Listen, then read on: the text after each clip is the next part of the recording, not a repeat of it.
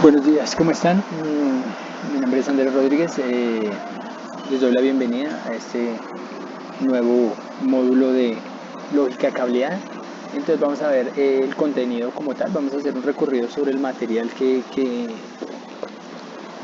comprende el curso, como para entender a qué se le está apuntando. Con eso les será más fácil abordar los temas. Yo sé que muchos ya han trabajado temas muy similares o iguales y no va a ser nada nuevo, por eso va a ser el recorrido un poco rápido. Si se dan cuenta, la primera parte es netamente basado en la teoría pues que juega en todo este esbozo electrónico, que no es una cosa bastante completa, es un área que toca muchísimos otras áreas para poder llevar a cabo ese control. Y la lógica cableada pues va muy pues es la aplicación de la electrónica y la neumática y la hidráulica y toda esa parte de poder a procesos industriales. Netamente lo que queremos es automatizar procesos, tener procesos que van a ser autogestionados o gestionados por seres humanos pues con la menor intervención. La mayor parte lo hace netamente el sistema. Entonces, bueno, los automatismos en la actualidad las empresas ven en la necesidad de adaptarse con rapidez a las exigencias del mercado e intentan adelantarse a sus competidores en un entorno de continuo cambio. Esta es la definición de lo que tiene que hacer una empresa para no estar en la famosa etapa beta, o sea, siempre estar en beta, o sea, en una forma de evolución. Y como la competencia es bastante compleja, entonces se buscan tecnologías para poder acelerar procesos. Y en este caso, pues utilizamos la automatización integrada o CMI, Computer Integrated Manufacturing. Con la aparición de los dispositivos microcontrolados o los dispositivos PLC, aparecen las computadoras integradas para, para la pues digamos en este caso para la manufactura o para la creación de productos, pero puede ser pueden ser procesos, no todo el producto, sino parte del proceso. Entonces los objetivos, reducir los niveles de estos los controles en el tiempo real. Bueno, ¿por qué? Porque quiero producir tan rápido como pueda vender. Entonces, para una empresa no es viable tener inversiones muy fuertes en productos que voy a producir, ¿cierto? Voy a producir para vender en tiempos que pueden ser cortos o largos. Lo ideal es tan pronto produzca, tan pronto vendo. Y no tengo que pensar en almacenamientos, en transportes y dobles almacenamientos y dobles transportes. Toda esta parte que se generaría un costo fuerte para la producción. Aumentar la disponibilidad de las máquinas mientras la reducción de tiempos de... Piensen en esto. Piensen en que usted tiene una tolva, ¿cierto? Entonces estoy llenándola de X producto y tengo un ser humano que está controlando la tolva.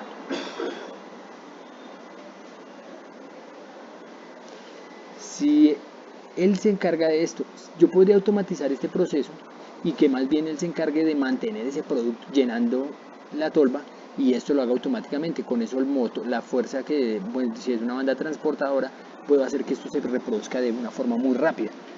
Y eso va a hacer que no tengo que despedir al trabajador, pero sí le cambio su operación. En este caso no necesito que llene el producto, sino que le vierta a la tolva porque ella se va a encargar de hacerlo muy rápido. Vean que el tiempo que él gasta en esto es más largo que lo que se puede demorar acá. Entonces, si yo automatizo este tiempo, hago que el llenado sea muy rápido. Y un ser humano no podría llenar tan rápido esto como lo puede hacer la electrónica, pero sí le da el tiempo suficiente para que llene la tolva. Entonces, por ese lado, la idea es ese cambio de concepción. Entonces, conceptos básicos, este sí los invito a que lo lean, digamos, mucha cosa ya que ustedes ya la conocen, pero es un desbozo un poco más técnico. Por otro lado, bueno, la tecnología en la automatización. Entonces, arrancamos con la lógica cableada, que era netamente una serie de contactores. Un ser humano presionaba botones.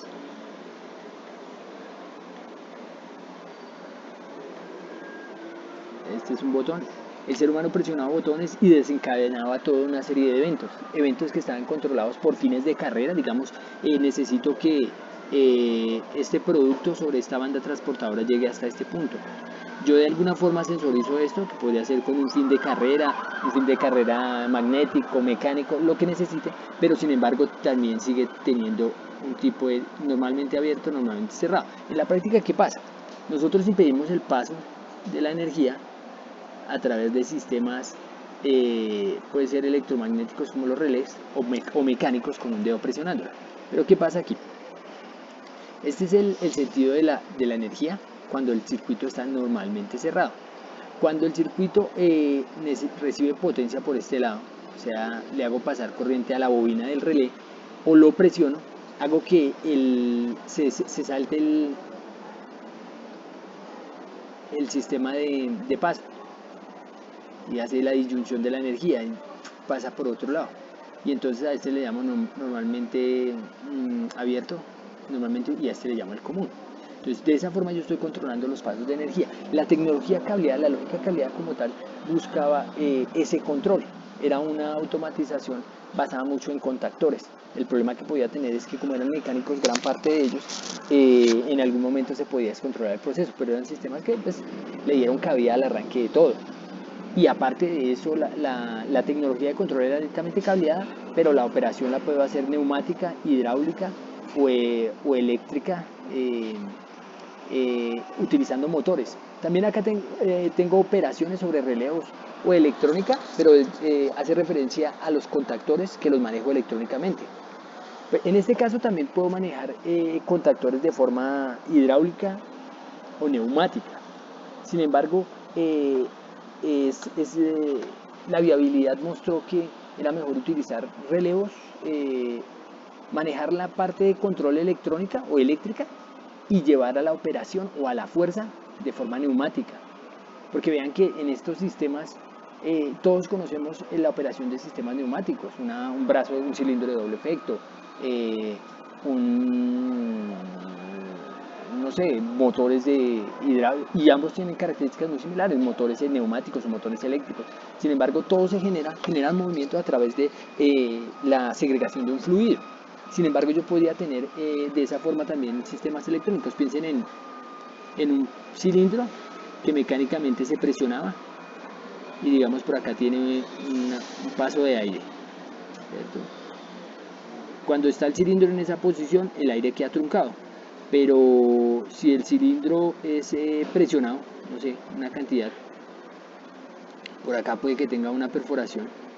Entonces cuando ya entra el pistilo, el émbolo,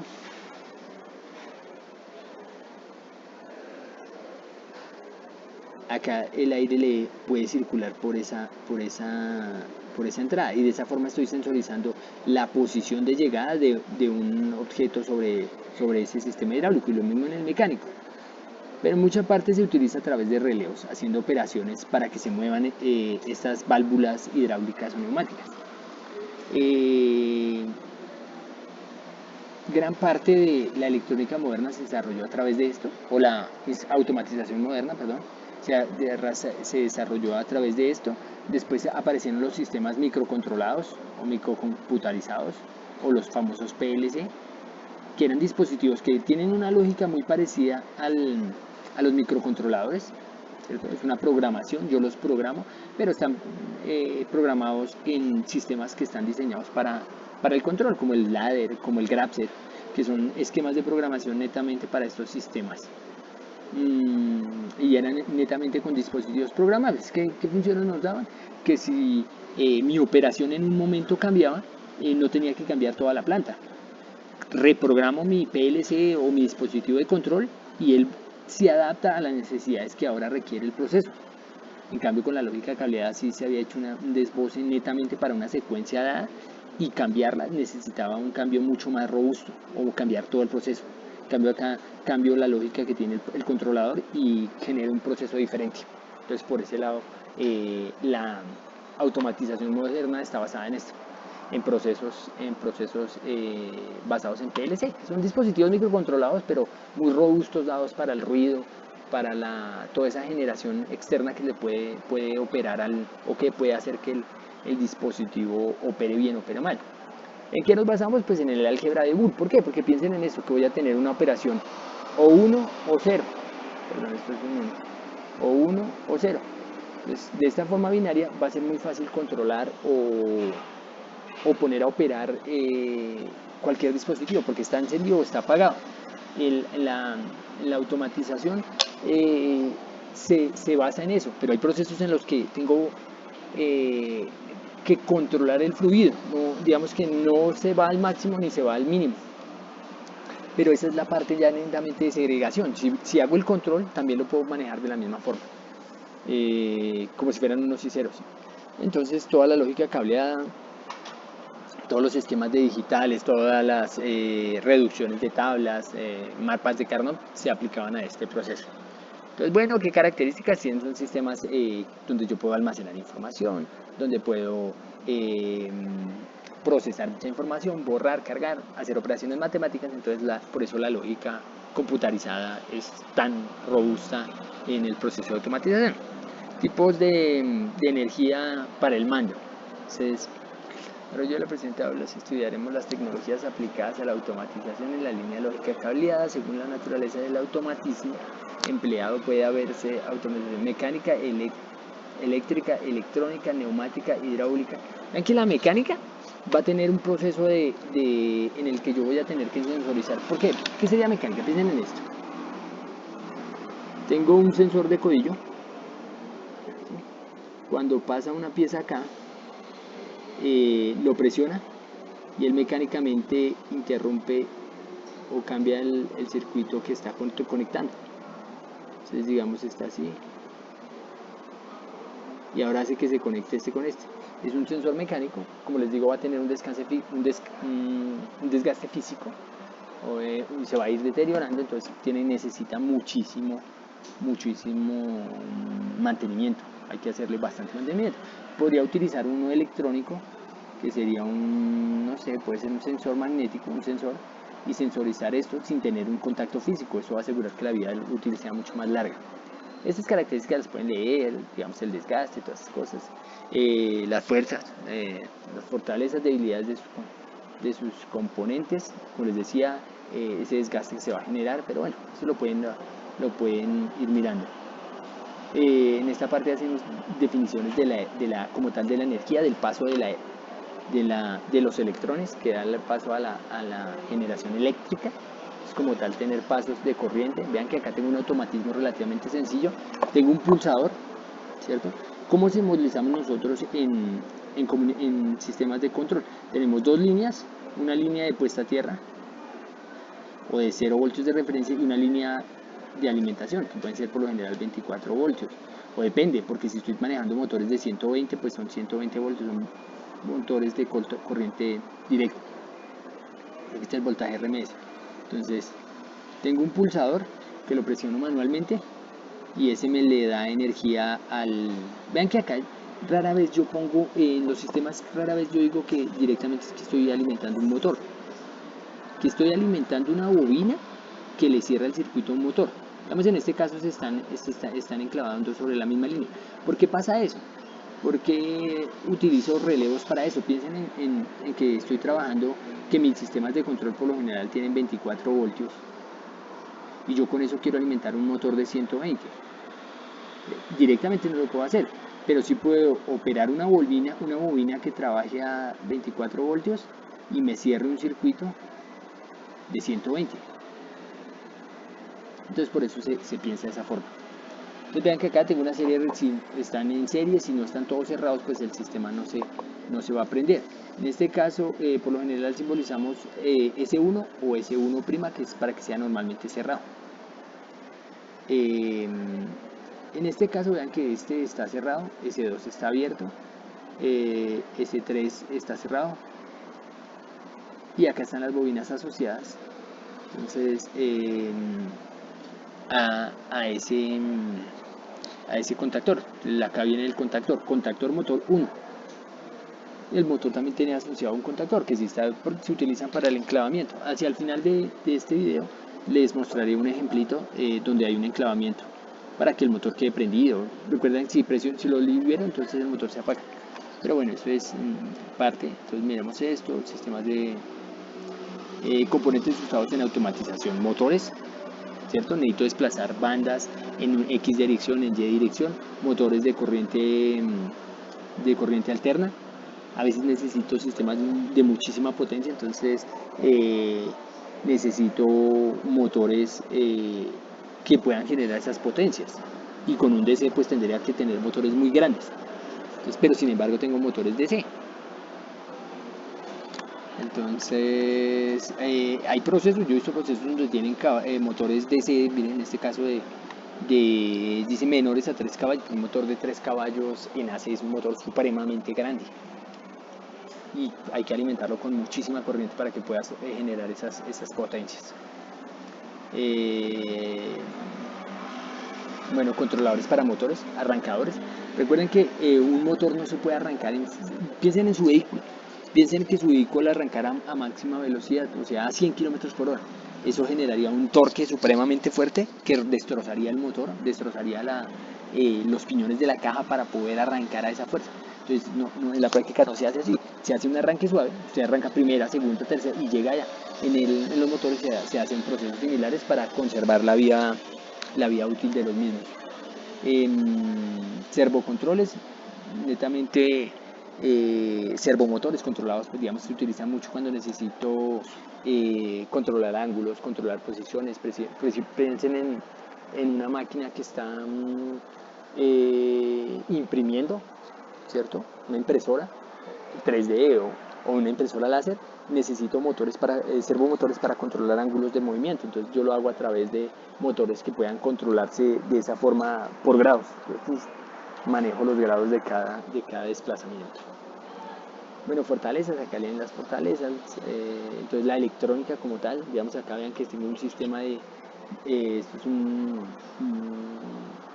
dispositivo timer, un 5555 que se puede utilizar para disparadores, para controlar tiempos, para frecuencias, que es un dispositivo electrónico y ya viene todo integrado, tiene una función definida.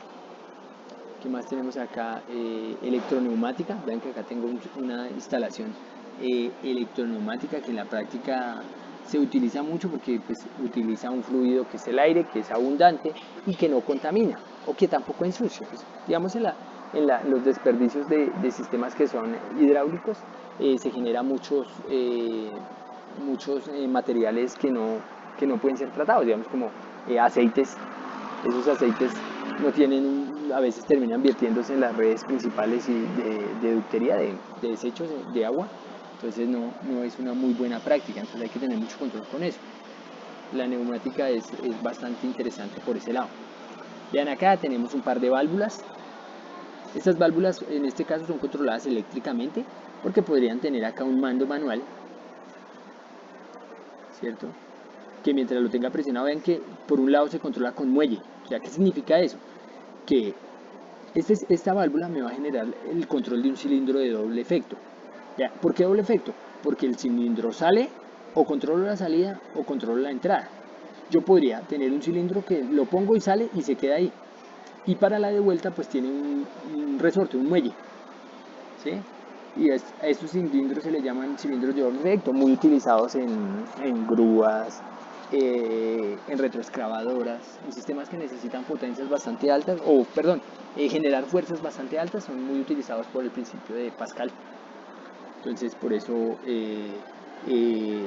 pues son los que se emplean en este caso, son los que se emplean en la práctica. En este caso, vean que tenemos una válvula que va a controlar, si está en esta posición, el aire entra por acá y se devuelve por acá y es fugado, ¿cierto? Entonces, ¿eso qué hace? Que el cilindro se llene y se entre. Llena el espacio de acá y hace que se desplace el cilindro guardándose. ¿Y cómo estoy controlando esas posiciones? Tengo una bobina, en este caso esta es la simbología de una bobina, de la bobina que sería esto. Es electrónicamente una bobina. Esto sería un relevo, ¿cierto? Cuando lo alimento, cuando le pongo voltaje, hago que se cierre esta bobina o esta es la parte asociada a la bobina. Entonces la bobina es netamente un relé que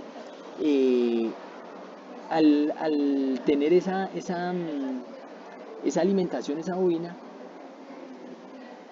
genera el desplazamiento de ese caso en un solenoide, que sería empujar mecánicamente. Una válvula es un circuito o es una carcasa con dos ductos, y esta bobina lo que hace es empujar ese solenoide. Podría ser como magnético. Aquí genera una polaridad magnética y en la misma, entonces hace que se replena. Cuando libero la energía, quien se encarga de que se vaya en la otra posición es el muelle. ¿Sí? Entonces, el muelle hace que se desplace. ¿Qué pasa con estos sistemas? Que son bastante útiles en cuanto a niveles de energía, porque, bueno, en este caso no, cuando tienen muelle, porque yo podría tenerlo acá con otra bobina, mecánicamente se queda en la posición a la que se va. El magneto lo empuja y queda en esta posición, ¿cierto? Yo puedo desalimentar la bobina y sin embargo sigue en esa posición. Entonces por esa parte es interesante. Pero también podría ser manual. Alguien lo presiona y hace que se desplace mecánicamente el sistema. Cuando es liberado, vean que queda en esta posición. La dirección de la flecha me indica por dónde, porque tienen válvulas que evitan el retroceso. O sea, por más que quede en la posición, si el aire no va en esa dirección, va a quedar truncado. Entonces, cuando llega acá a esta posición, entonces, ¿qué pasa? La línea principal queda acá. La línea principal queda acá. La línea principal... me equivoqué. La línea principal queda acá y la línea de dirección, o sea, la línea no son líneas principales, perdón, son líneas. Sobre esta línea es donde estoy alimentando el fluido y hago que llegue acá. Lo que hace es llenar la cámara 1 y hace que se desplace el cilindro. El aire que tengo en la cámara 2 es vertido por la posición 5. Esa posición 5 es drenada, es liberada. Por eso es bueno utilizar sistemas neumáticos, porque usted puede liberar el aire al ambiente y no tiene mayor complique. Por lo general siempre se utiliza como tal oxígeno recuperado generado por compresores. Entonces no hago contaminación ni estoy molestando nada. A estas válvulas, se van a ver dependiendo de la cantidad, 3.2, 2.2, eso no importa por ahora. Pero entonces me va a decir cuántas posiciones tiene. Estas posiciones de drenaje y las posiciones de movimiento. En este caso están conectadas al revés. Si una entra, el otro sale. Entonces son contrarias las... están conectadas igual. ¿Sí? Salen los dos a la vez. Pero estoy controlando esta entrada, que empiece a moverse con y con un par de bobinas, que serían como un par de pulsadores. Esto en la práctica lo podría simbolizar como esto: 2 líneas, aquí un pulsador y aquí la bobina, el contactor de A1, y aquí la bobina y el contactor de B de B. Sí, estos serían los contactores. Cuando cierro este circuito hago que salgan los émbolos, porque cambia de posición la válvula. Bueno, este es un sistema, lo pueden simular, hay varios simuladores de eso. Fluxin es uno famoso, Logix Pro también es muy famoso y es muy gráfico también. Bueno, son circuitos, a ver qué más pueden ver, fortalezas, debilidades. Aquí habla mucho de los automatismos. Acá estamos, esto es esta parte que es un contactor. Sí, contactores. Entonces se encargan de los cierres. Puedo controlarlos manualmente o con electrónica, con PLC, si es. Entonces acá están las características de las máximas potencias. Digamos, en este caso tengo contactores trifásicos. Este contactor es trifásico, o sea, para motores de 3 fases. Electrónicamente representado así.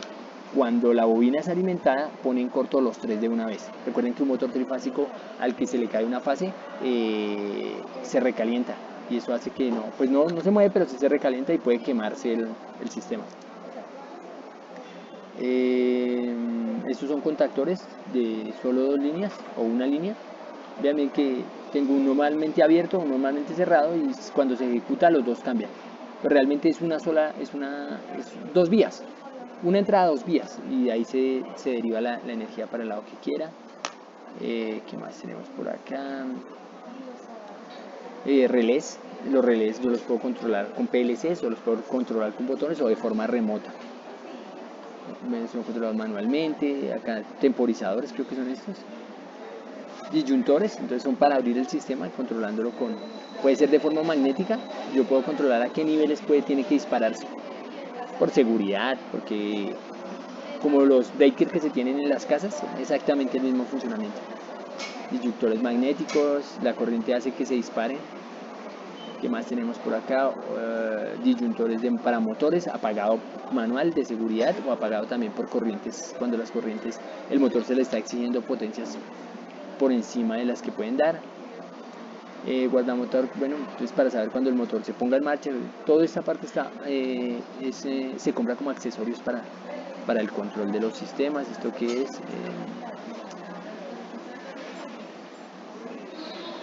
Un motor. En este caso este motor es una bomba y también está siendo controlada, que son aplicaciones que se les dan. Esa actividad 1, por favor la revisen. Realizar actividad 1, fusibles. Perdón, creo que no está la actividad. No, acá habla de los fusibles. Los cálculos de fusibles también es relativamente sencillo. Lo que quiero, ¿qué hace un fusible? Cuando la corriente que ingresa sobrepasa los niveles que puede soportar, pues se abre. Entonces cuando ya se rompió la membrana, no hay paso de energía y el sistema está apagado por seguridad. O sea, a veces esos transientes en el tiempo que se demora son muy altos, entonces puede que el sistema se queme. Hay que tener mucho cuidado con eso. Se quema el fusible, pero el sistema también ha sido quemado. Estos son mandos manuales y señalización.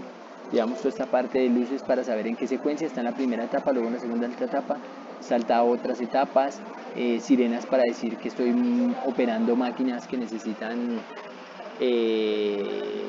que los seres humanos tengamos cuidado.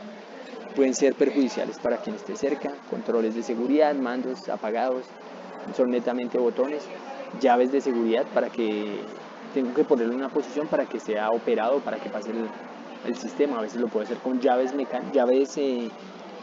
como tal, para que sea solo un operario, para que yo controle qué operario pueda operar ese mando. Sirenas, toda esta parte de señalización. Miren, llaves para operarlo, entonces esto me asegura que solo un operario con los permisos puede hacerlo. Mandos digamos de posiciones para desplazar. Netamente lo que hace una palanquita de estas es poner en corto tres caminos. Entonces acá está la palanca, cuando la junto acá pone en corto este camino, que puede ser hacer que el giro invierta o que se vaya a derecha. Lo mismo acá y lo mismo arriba y abajo. A veces se tiende a pensar que si yo hago este movimiento puedo poner los dos en corto. Es poco probable que se pongan los dos en corto a la vez. Lo que pasa es que es tan rápido su operación, usted hace esto y salta acá y vuelve y se queda haciendo esto, que da la sensación de que está generando ese movimiento en estas dos direcciones. Tendría que ser un sistema que esté diseñado para soportar la potencia de los dos motores a la vez para que genere el movimiento. Si está diseñado, sí podría verse como tal. Digamos, si es un movimiento estoy haciendo que una pieza se desplace en esta dirección, ¿cierto? Digamos, puede ser una garra o algo así, o un brazo, o lo que quiera desplazar, o una grúa que tiene movimiento en horizontal y tiene movimiento vertical. Si yo pongo en corto los dos motores podría hacer este desplazamiento, pero tiene que estar diseñado para soportar eso.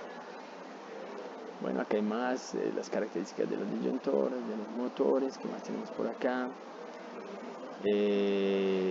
Componentes, accionadores. Léanlo por favor, que eso ya es muy aplicado. Entonces, a ver si tenemos algo de PLCs.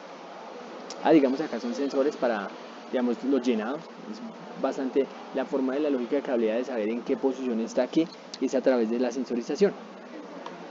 Si este sensor está encendido, sé que estoy en el nivel más bajo.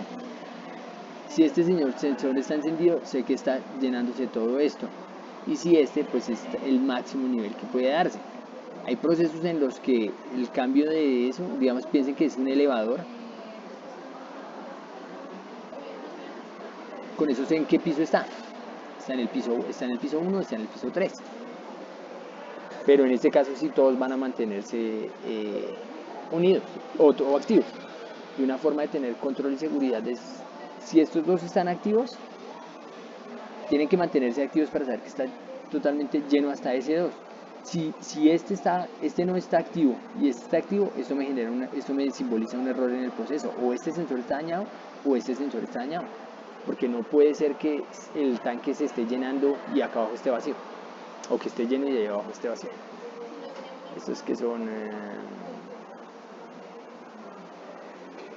control de presión, entonces para mirar las presiones, controlar presiones en fluidos, en materiales, necesito que se presione fuerte, que se presione delgadito, pues piensen, perdón, que se presione muy suave, piensen en una garra con las que se extraen juguetes de esas máquinas. Estas garras, la fuerza de este brazo es controlada de forma a través de neumática. Si yo controlo la presión de esto puede tener mucha fuerza y hacer que todos los muñecos salgan muy fácil. Y si tiene muy poca, pues hacer que ni siquiera se desplacen estas tenazas, esos dedos. La mayor fuerza de este sistema es cuando está totalmente cerrado. Entonces si quieren coger un juguete, no busquen el que está más cerca, porque al tener el desplazo, cuando están aquí cerrados es donde tiene más fuerza. Si ustedes buscan un juguete que está muy cerca y las garras están medianamente abiertas, es donde tienen menos fuerza, por eso es que lo va cogiendo y ¡pum!, lo libera. Pero si buscan una parte del juguete que está muy pequeña, digamos como una oreja, por ejemplo, digamos que es un gato, si ustedes logran cerrar la garra en la punta de la oreja, es donde más tiene fuerza. Ahí está la mayor probabilidad de que ustedes puedan obtenerlo. Pero entonces se hace ¿qué? Controles de presión. Acá tenemos sensores de paso a través de bastante útiles, como les comentaba antes, un sensor de codillo se desgasta, este sensor no tiene mayor desgaste, entonces genera el rebote y sabemos que se está obstruyendo. Bandas también magnéticas de paso.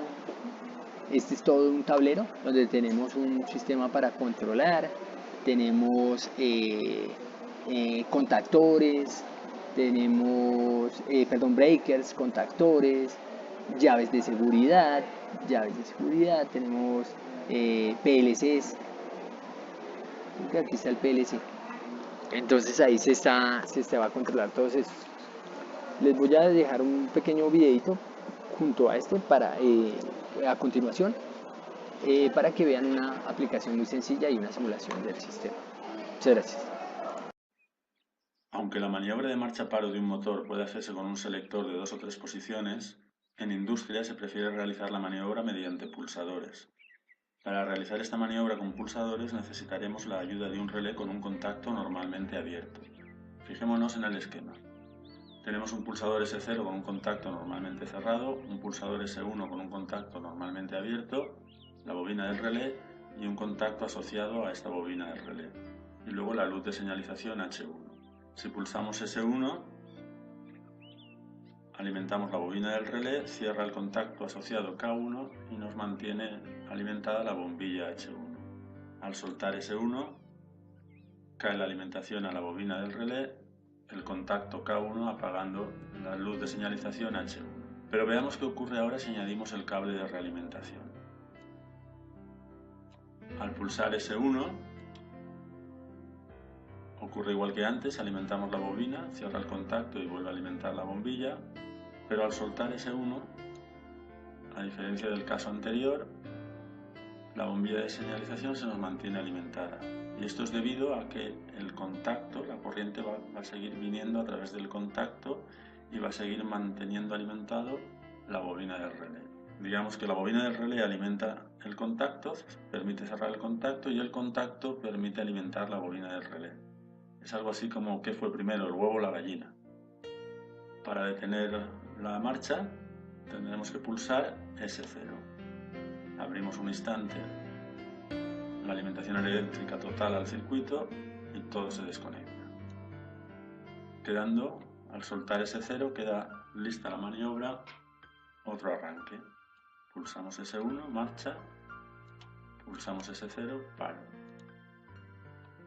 S1, marcha, S0, paro.